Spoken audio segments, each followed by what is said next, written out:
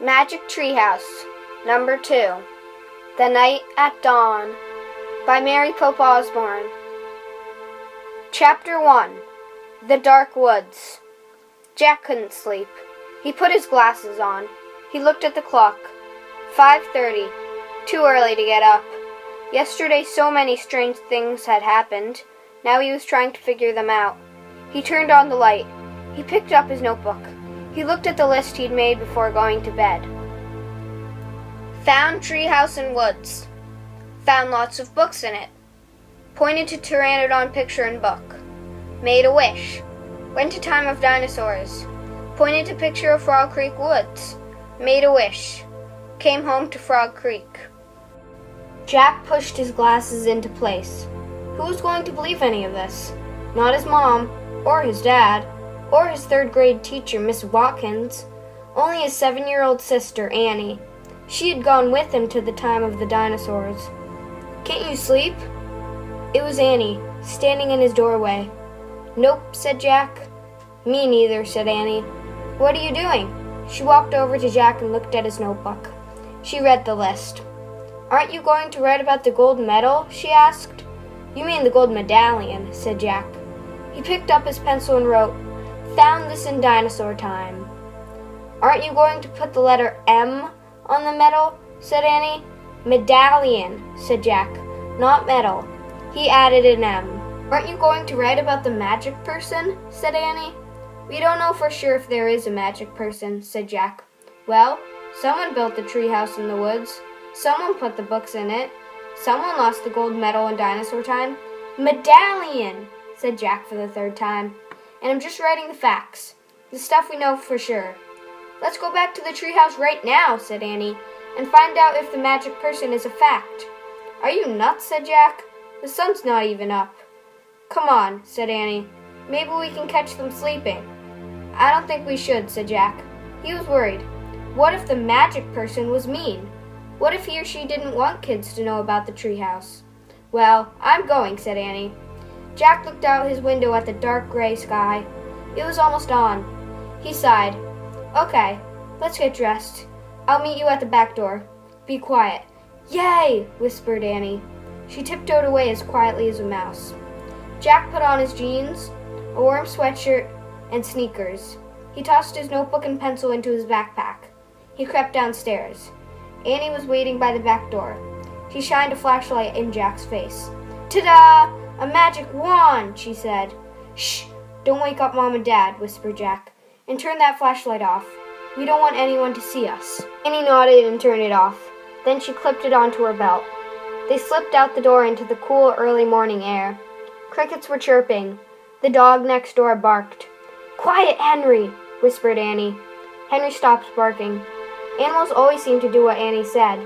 "Let's run," said Jack. They dashed across the dark, wet lawn and didn't stop until they reached the woods. "We need the flashlight now," said Jack. Annie took it off her belt and switched it on. Step by step, she and Jack walked between the trees. Jack held his breath. The dark woods were scary. "Gotcha!" said Annie, shining the flashlight in Jack's face. Jack jumped back. Then he frowned. "Cut it out," he said. "I scared you," said Annie. Jack glared at her. "Stop pretending," he whispered. "This is serious." Okay. Annie shined her flashlight over the tops of the trees. "Now what are you doing?" said Jack. "Looking for the treehouse." The light stopped moving. There it was, the mysterious treehouse, at the top of the tallest tree in the woods. Annie shined her light at the treehouse, and then down at the tall ladder, all the way to the ground. "I'm going up," she said.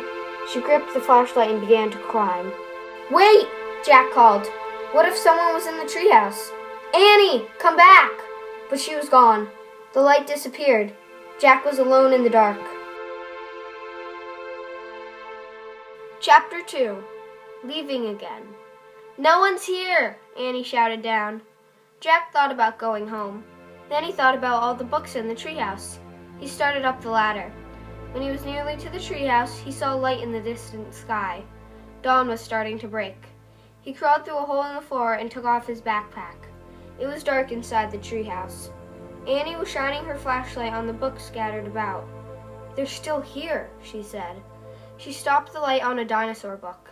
It was the book that had taken them to the time of the dinosaurs. "Remember the Tyrannosaurus?" asked Annie. Jack shuddered. Of course he remembered. How could anyone forget seeing a real live Tyrannosaurus Rex? The light fell on a book about Pennsylvania. A red silk bookmark stuck out of it. "Remember the picture of Frog Creek?" said Annie.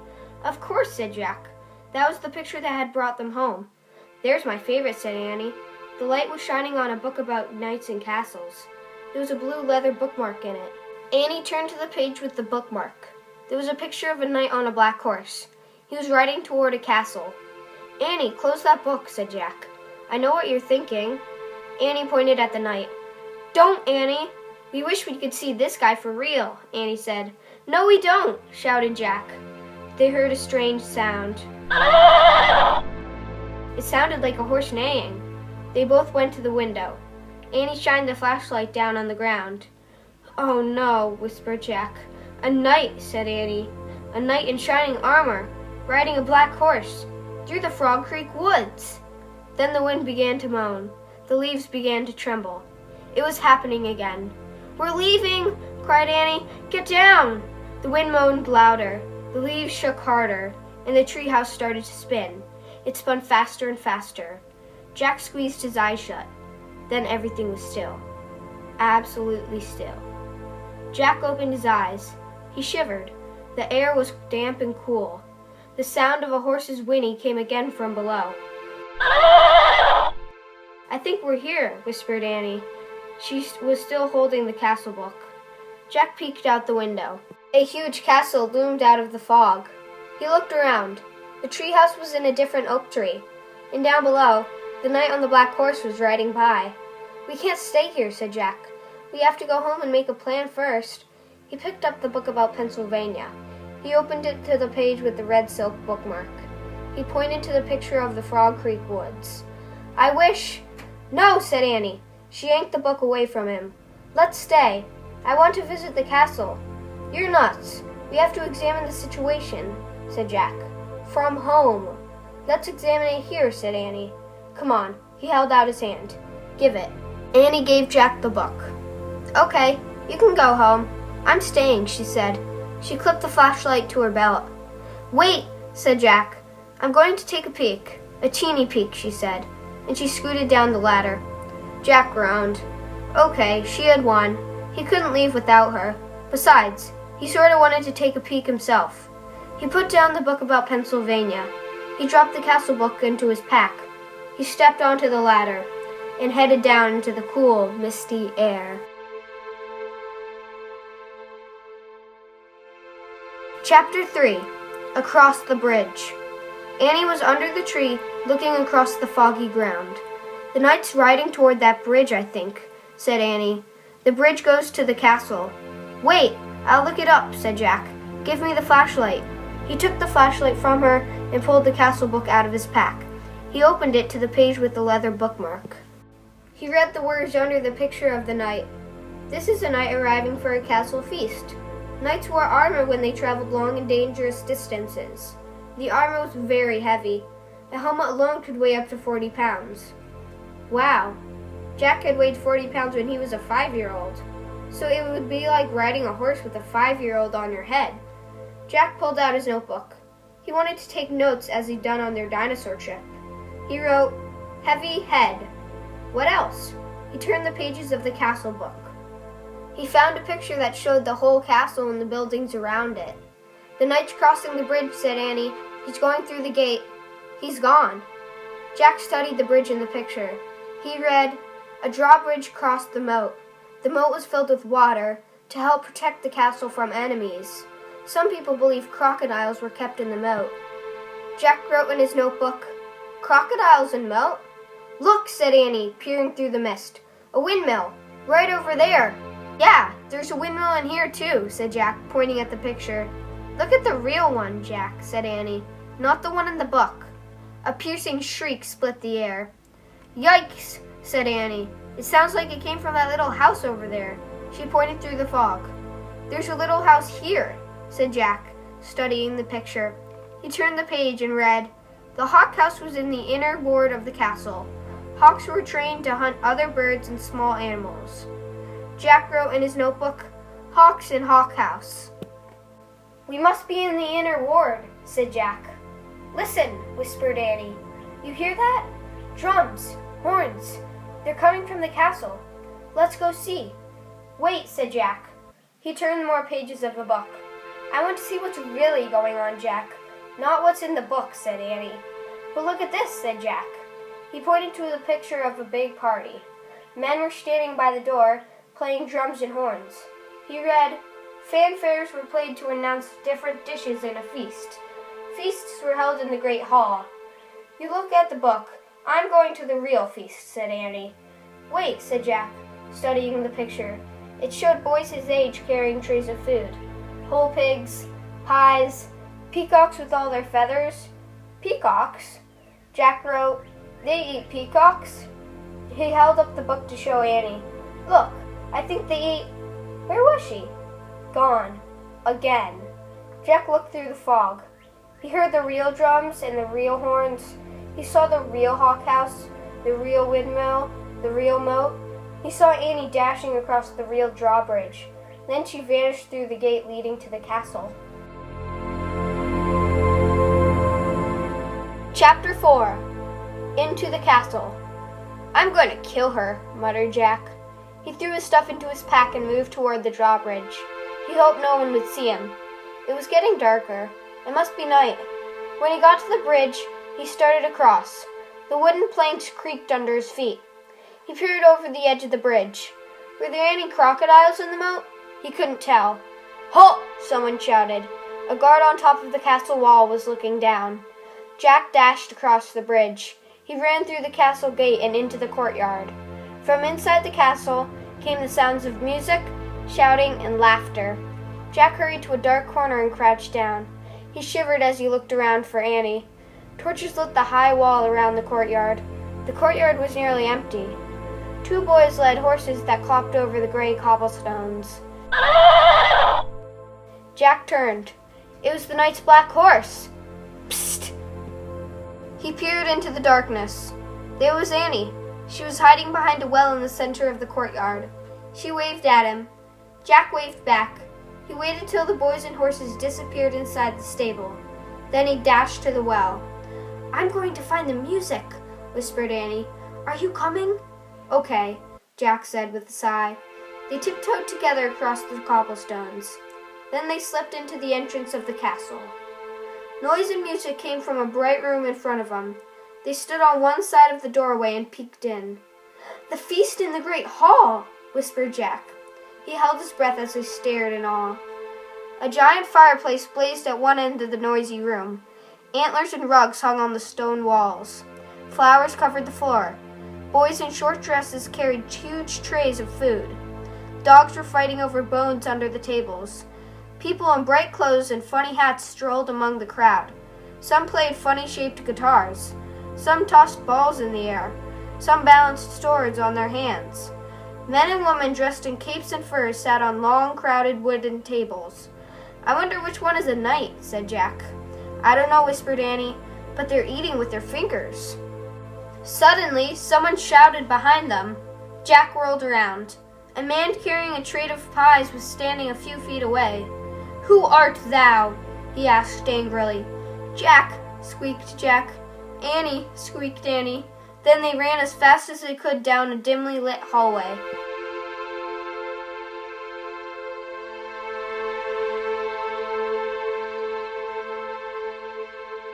Chapter 5. Trapped. "Come on!" cried Annie. Jack raced behind her. Were they being followed? "Here, quick!" Annie dashed toward a door off the hallway. She pushed the door open. The two of them stumbled into a dark, cold room. The door creaked shut behind them. "Give me the flashlight," said Annie. Jack handed it to her, and she switched it on. Yikes! A row of knights right in front of them! Annie flicked off the light. Silence. "They aren't moving," Jack whispered. Annie turned the light back on. "They're just suits," Jack said. "Without heads," said Annie. "Let me have the flashlight for a second," said Jack, "so I can look in the book." Annie handed him the flashlight. He pulled out the castle book. He flipped through the pages until he found what he was looking for. Jack put the book away. "It's called The Armory," he said. It's where armor and weapons are stored. He shined the flashlight around the room. "Oh man," whispered Jack. The light fell on shiny breastplates, leg plates, arm plates, on shelves filled with helmets and weapons, on shields, spears, swords, crossbows, clubs, battle axes. There was a noise in the hall. "Voices!" "Let's hide," said Annie. "Wait," said Jack. "I got to check on something first." "Hurry," said Annie. "It'll take just a second," said Jack. "Hold this." He handed Annie the flashlight. He tried to lift a helmet from a shelf. It was too heavy. He bent over and dragged the helmet over his head. The visor slammed shut. Oh, forget it. It was worse than having a 5-year-old on your head. More like having a 10-year-old on your head. Not only could Jack lift his head, he couldn't see anything either. "Jack!" Annie's voice sounded far away. "The voices are getting closer." "Turn off the flashlight." Jack's voice echoed inside the metal chamber. He struggled to get the helmet off. Suddenly he lost his balance and went crashing into other pieces of armor. The metal plates and weapons clattered to the floor. Jack lay on the floor in the dark. He tried to get up, but his head was too heavy. He heard deep voices. Someone grabbed him by the arm. The next thing he knew, his helmet was yanked off. He was staring into the blazing light of a fiery torch.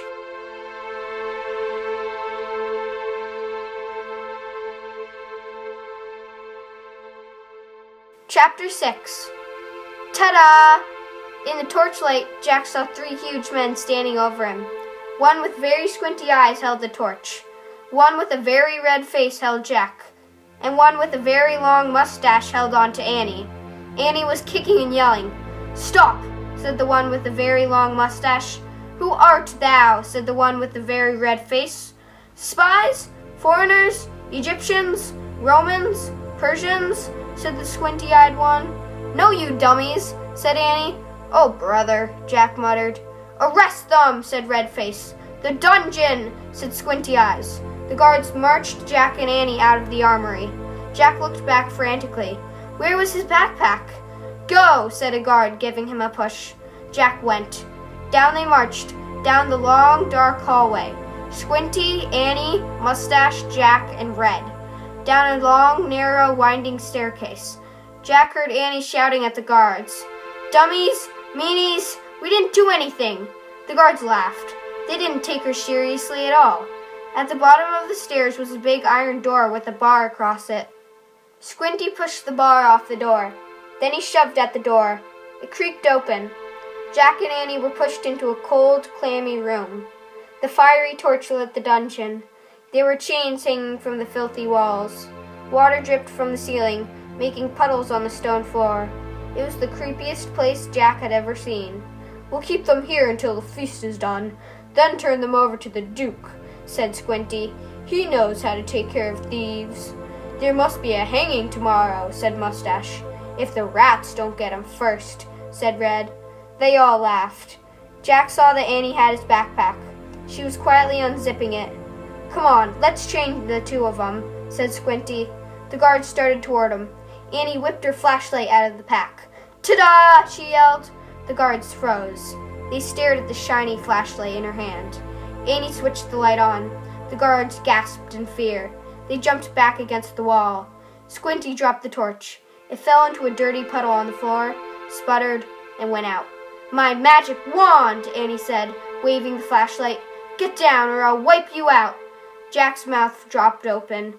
Annie fiercely pointed the light at one, then the other. Each howled and covered his face. "Down! All of you! Get down!" shouted Annie. One by one, the guards lay down on the wet floor. Jack couldn't believe it. "Come on," Annie said to him. "Let's go." Jack looked at the open doorway. He looked at the guards quaking on the ground. "Hurry," said Annie. In one quick leap, Jack followed her out of the terrible dungeon.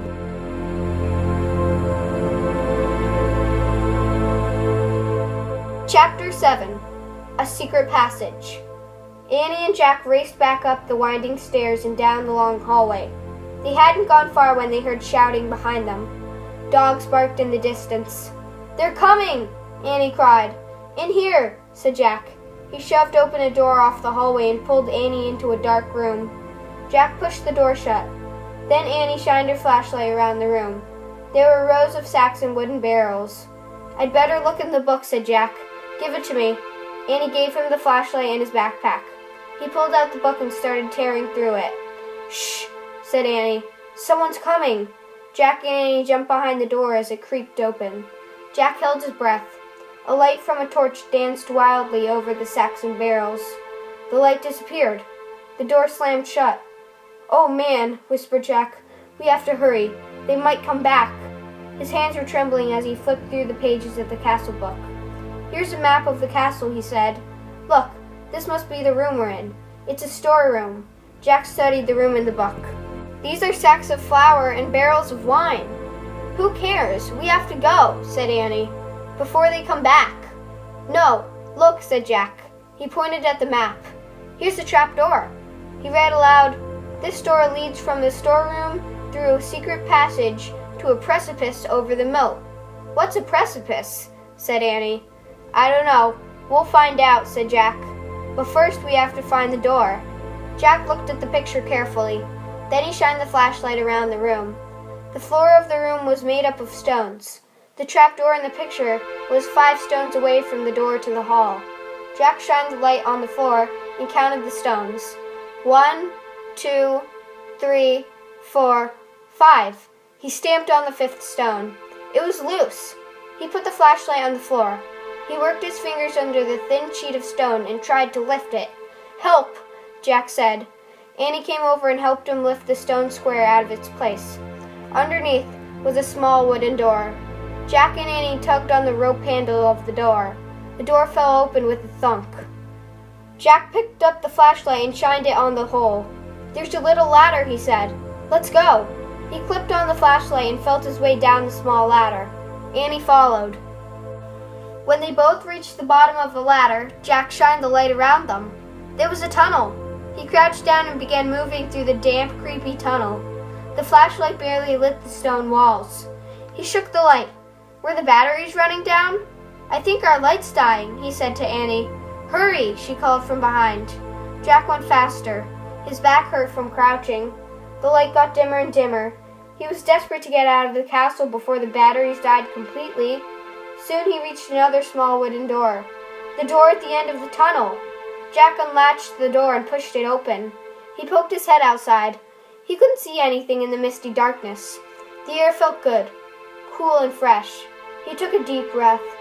"Where are we?" whispered Annie behind him. "What do you see?" "Nothing. But I think we've come to the outside of the castle," said Jack.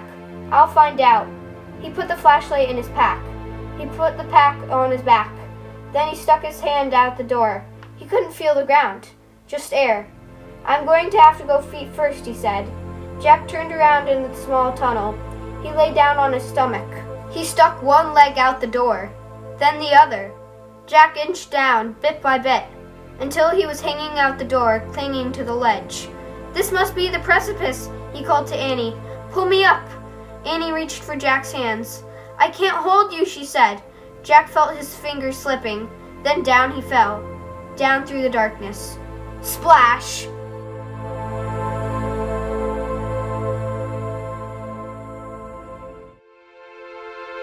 Chapter 8. The Night. Water filled Jack's nose and covered his head. His glasses fell off. He grabbed them just in time. He coughed and flailed his arms. "Jack!" Annie was calling from above. "I'm in the moat," said Jack, gasping for air. He tried to tread water and put his glasses back on. With his backpack, his shoes, and his heavy clothes, he could hardly stay afloat. Splash! "Hi, I'm here," Annie sputtered. Jack could hear her nearby, but he couldn't see her. "Which way's land?" Annie asked. "I don't know. Just swim." Jack dog paddled through the cold black water. He heard Annie swimming too. At first it seemed as if she was swimming in front of him, but then he heard a splash behind him. "Annie?" he called. "What?" Her voice came from in front, not behind. Another splash. Behind. Jack's heart almost stopped. Crocodiles? He couldn't see anything through his water-streaked glasses. "Annie," he whispered. "What?" "Swim faster." "But I'm here. I'm over here, near the edge," she whispered. Jack swam through the dark toward her voice. He imagined a crocodile slithering after him. Another splash, not far away. Jack's hand touched a wet, live thing. "Ah!" he cried. "It's me. Take my hand," said Annie. Jack grabbed her hand. She pulled him to the edge of the moat. They crawled over an embankment onto the wet grass. Safe. Another splash came from the moat waters. "Oh, man," Jack said. He was shivering all over. His teeth were chattering. He shook the water off his glasses and put them back on. It was so musty he couldn't see the castle. He couldn't even see the moat, much less a crocodile. We made it," said Annie. Her teeth were chattering too. "I know," said Jack, "but where are we?" He peered at the foggy darkness. Where was the drawbridge, the windmill, the hawk house, the grove of trees, the tree house? Everything had been swallowed up by the thick, soupy darkness. Jack reached into his wet backpack and pulled out the flashlight. He pushed the switch. No more light. They were trapped, not in a dungeon, but in the cold, still darkness. A horse's whinny. Just then the clouds parted. A full moon was shining in the sky. A pool of light spread through the mist. Then Jack and Annie saw him just a few feet away. The knight. He sat on the black horse. His armor shone in the moonlight. A visor hid his face, but he seemed to be staring straight at Jack and Annie.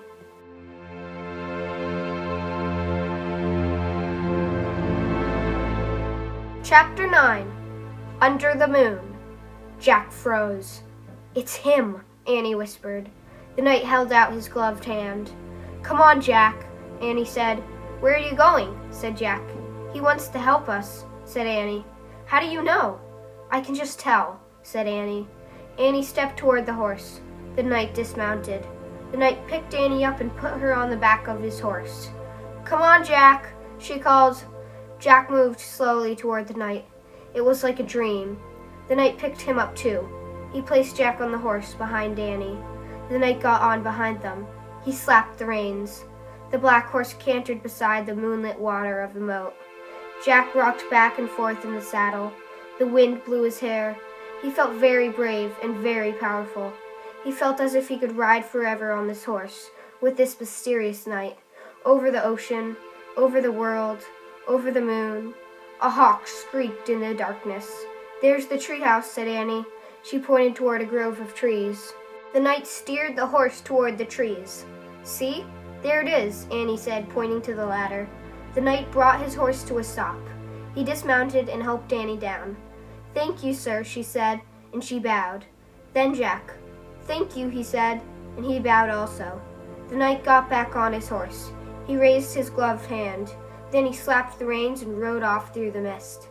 Annie started up the tall ladder, and Jack followed. They climbed into the dark treehouse and looked out the window. The knight was riding toward the outer wall. They saw him go through the outer gate. Clouds started to cover the moon again. For a brief moment, Jack thought he saw the knight's armor gleaming on the top of a hill beyond the castle. The clouds covered the moon completely, and a black mist swallowed the land. "He's gone," whispered Annie. Jack shivered in his wet clothes as he kept staring at the blackness. "I'm cold," said Annie. "Where's the Pennsylvania book?" Jack heard Annie fumble in the darkness. He kept looking out the window. "I hope this is it," said Annie. "I feel a silk bookmark." Jack was only half listening. He was hoping to see the knight's armor gleam again in the distance. "Okay, I'm going to use this," said Annie, "because I think it's the right one. Here goes. Okay, I'm pointing. I'm going to wish. I wish we could go to Frog Creek." Jack heard the wind begin to blow, softly at first. "I hope I pointed to the right picture in the right book," said Annie. "What?" Jack looked back at her. "Right picture? Right book?" The treehouse began to rock. The wind got louder and louder. "I hope it wasn't the dinosaur book," said Annie. "Stop!" Jack shouted at the treehouse. Too late. The treehouse started to spin. It was spinning and spinning. The wind was screaming. And then suddenly there was silence. Absolute silence.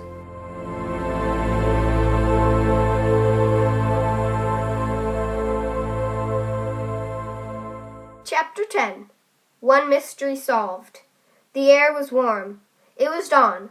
Far away a dog barked. "I think that's Henry barking," Annie said. "We did come home." They both looked out the treehouse window. "That was close," said Jack. In the distance, streetlights lit their street. There was a light on in their upstairs window. "Uh-oh," said Annie. "I think Mom and Dad are up. Hurry!" "Wait." In a daze, Jack unzipped his backpack. He pulled out the castle book.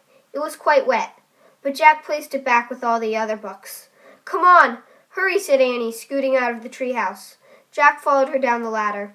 They reached the ground and took off running between the gray-black trees. They left the woods and ran down their deserted street. They got to their yard and crept across the lawn, right up to the back door. Jack and Annie slipped inside the house. "They're not downstairs yet," whispered Annie. "Shh," said Jack. He led the way up the stairs and down the hall. No sign of his mom or dad. But he could hear the water running in the bathroom. Their house was so different from the dark, cold castle, so safe and cozy and friendly. Annie stopped at her bedroom door. She gave Jack a smile, then disappeared inside her room.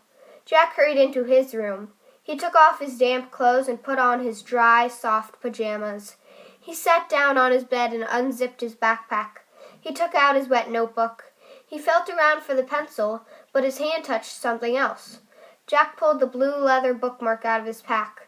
It must have fallen out of the castle book. Jack held the bookmark close to his lamp and studied it. The leather was smooth and worn. It seemed ancient. For the first time, Jack noticed a letter on the bookmark, a fancy M. Jack opened the drawer next to his bed. He took out the gold medallion. He looked at the letter on it. It was the same M. Now this was a new amazing fact. Jack took a deep breath. One mystery solved. The person who had dropped the gold medallion in the time of the dinosaurs was the same person who owned all the books in the treehouse. Who was this person? Jack placed the bookmark next to the medallion. He closed the drawer. He picked up his pencil. He turned to the least wet page in his notebook, and he started to write down the new fact. The same, but before he could draw the M, his eyes closed. He dreamed they were with the knight again, all three of them riding the black horse through the cool, dark night, beyond the outer wall of the castle and up over a moonlit hill, into the mist.